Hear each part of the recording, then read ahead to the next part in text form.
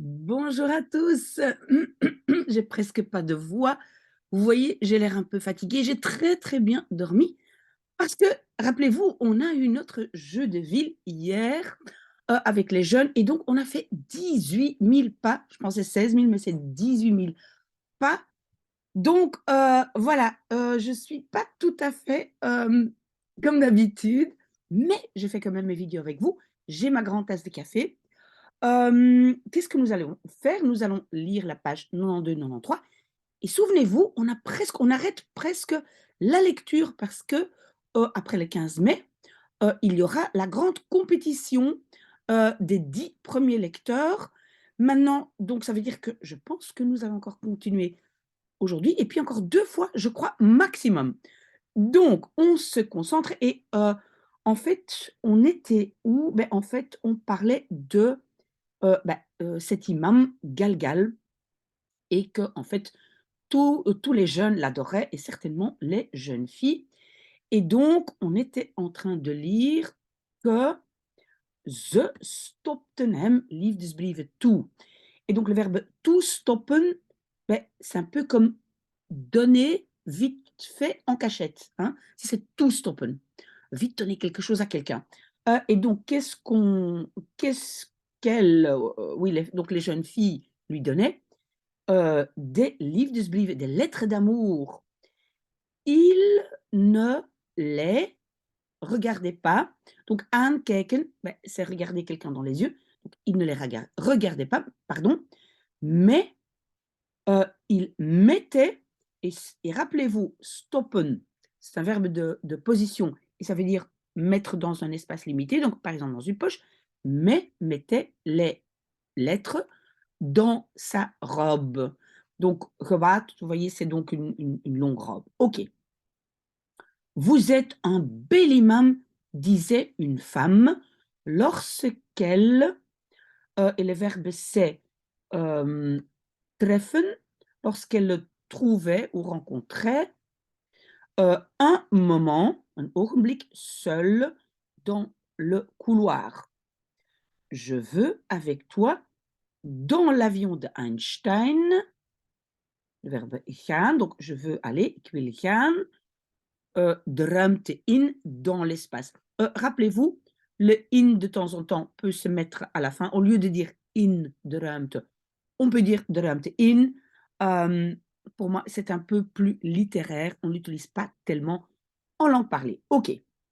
Donc, je veux avec toi aller dans l'espace, dans l'avion d'Einstein, avec une autre femme contre lui dit. Hein, rappelez-vous, en néerlandais, c'est zeggen tegen, dire contre, pour dire à quelqu'un. Lorsqu'elle le passait.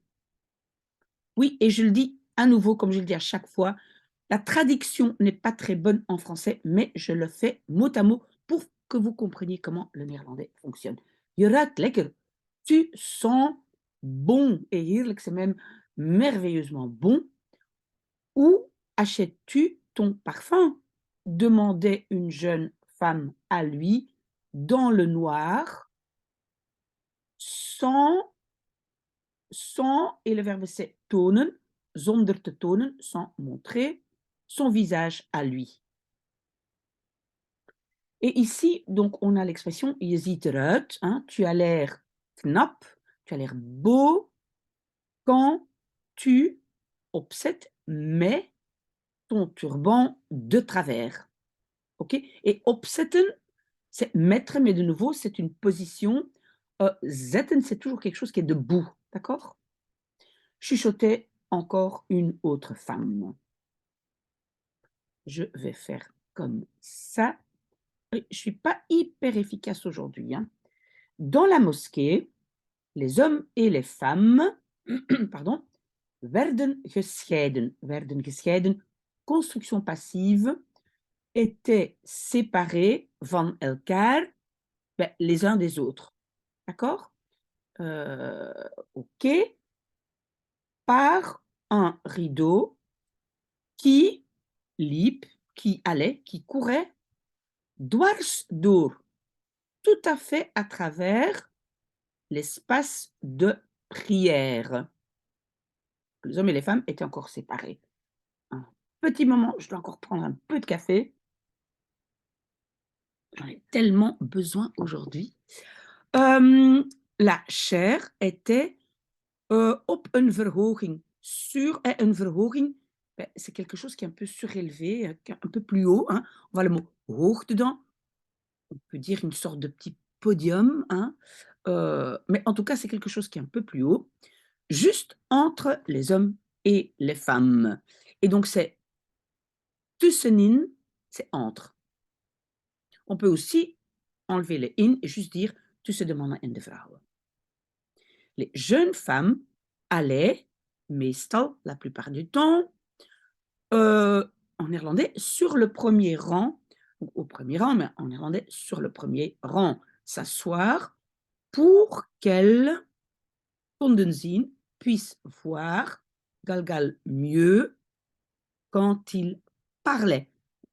Pardon, sprak, c'est l'imparfait de spreken. Galgal, genoot. Genoot, ça vient du verbe genieten. Ça peut être profiter, par exemple, profiter des vacances, mais ici, je pense que c'est vraiment jouir de l'attention. Donc, Galgal jouissait de l'attention qu'il recevait. Et ici, c'est le verbe afwachten. Afwachten, attendre. On peut aussi dire juste wachten, mais afwachten exprime un peu plus la longueur du temps. Donc, attendez patiemment. Et vous voyez, c'est parce que, pardon, parce qu'il y a le mot geduldig, que c'est afwachten. Donc, il attendait patiemment le jour de naissance du prophète Mohammed. Alors, il pouvait laten zien, laisser voir, on peut dire aussi montrer, mais ici c'est laisser voir, il pouvait aussi laisser voir son vrai visage. Car, fidèle à la tradition, et maintenant la construction c'est werd gesproken. Souvenez-vous que quand en français on dit on, souvent en néerlandais c'est une construction passive. Et voilà un exemple. Donc au lieu d'en faire une construction passive, werd gesproken, c'est on parlait op die dag, sur ce jour, mais en français ce jour-là, toujours des choses essentielles. C'était pas un hasard que la plupart des événements historiques dans la ville sainte comme, en français de comme, hadden plaatsgevonden, avaient eu lieu, plaatsvinden, c'est avoir lieu, avait eu lieu sur ce jour de naissance. Voilà, sur ce jour de naissance. Encore en français, on ne dit pas sur, hein, ce jour de naissance. Mais en néerlandais, on dit toujours op een dag, op maandag, op dinsdag, d'accord? Tout le monde était curieux ce que Galgal, die dag, ce jour-là, zou vertellen, raconterait. C'est le conditionnel. OK? J'espère qu'on a bien suivi. Hein? S'il y a des questions, vous savez, vous pouvez toujours les poser. Accompagné par Agadjan et Chabal, Galgal betrat. Mais betreden, oui, c'est entrer, entrer dans, mais c'est un peu plus, on va dire, un peu plus officiel. Donc, peut-être, on va dire accéder. Donc, Galgal accédait sur le jour de naissance du prophète, mais en français, on ne dit pas le sur, ok, mais en néerlandais, oui, l'espace, ruimte de prière. Il prenait place dans sa chaise et commençait, après un court silence, avec, en français c'est commencé par, mais en néerlandais commencé avec, le soura. Rappelez-vous, on nous a dit, hein, heureusement, il y a des gens qui m'ont aidé à trouver que, donc, soura, ce sont des vers mélodieux, al-zalzala. D'accord? Donc, ça vient du Coran. Eza zolzolet alarzo zalzala. Malheureusement, je ne comprends pas. Quand la terre tremblante Doorheen schudden, ça veut dire secouer dans tous les sens. Donc, quand la terre était secouée dans tous les sens. Et les gens sont comme des petits papillons éparpillés. Et les montagnes comme de la laine, carde wool, je pense qu'en français, on dit aussi de la laine cardée, ça veut dire de la laine préparée. Cardée, c'est en fait c'est avec une sorte de peigne, mais c'est pas très important. Voilà, OK. Et tu demandes: «Wat heeft zij toch? Qu'est-ce qu'elle a quand même?» Donc elle, ici, c'est la terre, hein, zij, la terre. Va-t-elle meedelen, annoncer, partager ses messages? OK, et donc ces phrases viennent du Coran, donc c'est ce que, Galgal disait. Le ton de la voix de Galgal, le S c'est de Galgal, hein, le génitif, était autre que autrement. Donc était en fait différente que les autres fois. Mais en irlandais, vous voyez, c'est un peu drôle, anders dan anders. Donc ça veut dire autre que autrement.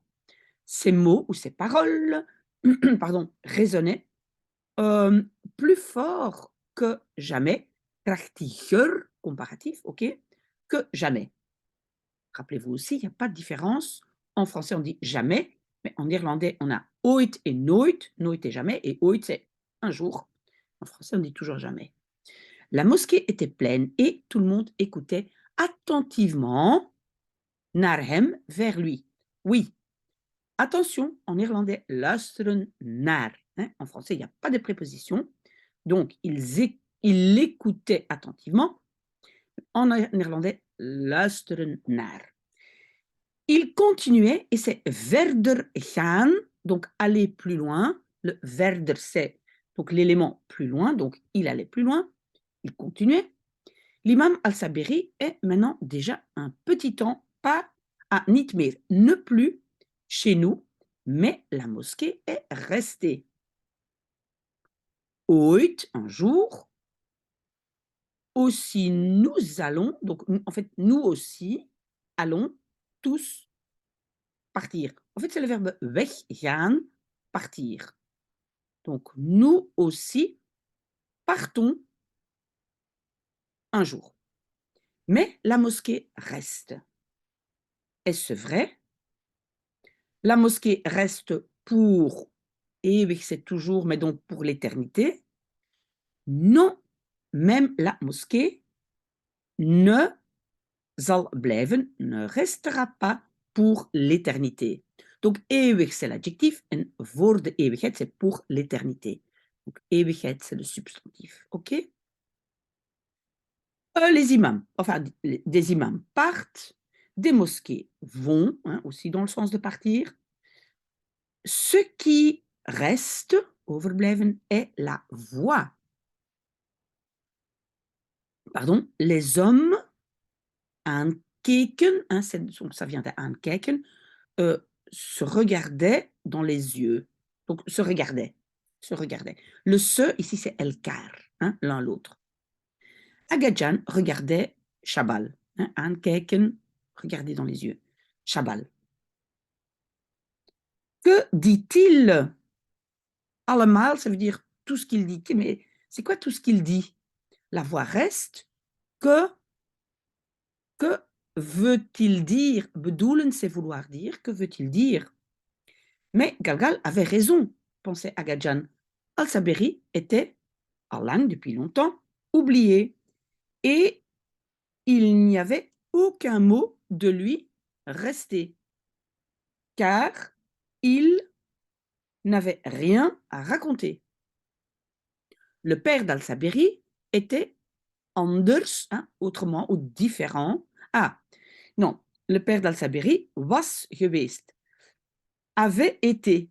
Mais attention, en français, être geweest est conjugué avec avoir, mais en néerlandais avec être. Hein. Was geweest avait été. Anders, différent, autrement. Il était un imam remarquable, avec des discours vurig. Bah, vurig, c'est un peu comme avec de la feu enflammé, mais ça veut dire aussi passionné, donc des discours passionnés. Quelqu'un qui voulait déterminer, changer. Quelqu'un qui durfde te benoemen, oser nommer de dingen, les choses. Dans le temps, il, mais en fait en français on va dire au moment, hein, mais en néerlandais, dans le temps qu'il was, ah oui, qu'il était imam de la maison, il avait la ville en main et pouvait avec un geste in beweging brengen, c'est mettre en mouvement le bazar, hein, le marché, comme unité, comme voilà, tous réunis comme unité. Le père de Al-Sabiri était déjà mort des dizaines d'années, mais sa voix était restée. Sa voix vivait encore toujours dans la mémoire de la ville. Bien, bien, bien, on avance bien. Une fois, il avait, sur le jour de naissance de Mohammed, pardon, et attention, donc en français, pas sur, mais en néerlandais, de nouveau, c'est un jour, donc c'est op. Donc, il avait le jour de naissance de Mohammed. Qu'est-ce qu'il avait? Qu'est-ce qu'il avait fait? Gehouden, il avait tenu un discours vurig, passionné, contre Reza Khan, le père du Shah. Hein, le Shah d'Iran s'appelait Reza Khan. Après que celui-ci, verboden had verklaard, avait déclaré interdit, hein, verboden, le chador, donc le voile. Donc un jour, le père du Shah d'Iran avait interdit de porter le voile. Et ces soldats aanhielden, ça vient de aanhouden. Aanhouden, c'est arrêter. Donc ces soldats arrêtaient des femmes voilées et le verbe maintenant c'est meenamen, prenait avec les femmes vers le bureau de police. Donc, il avait interdit, on ne peut plus porter le voile, et les femmes voilées étaient arrêtées et emmenées au bureau de police. Le père de Al-Sabiri était arrêté et banni vers la ville Kashan. Ensuite, les agents avaient dichtgetimmerd. Oui, ça c'est important. La particule dicht, ça veut dire fermé. Donc ils avaient fermé, ben, vous avez déjà vu de deux la porte, ils avaient fermé la porte, mais timmeren, ça veut dire clouer, donc c'est toujours avec des planches en bois et des clous. Ça c'est timmeren. Donc ils avaient tous, ça veut dire fermé avec des planches en bois et des clous fermés. Pas mal, et en néerlandais, on met tout ensemble.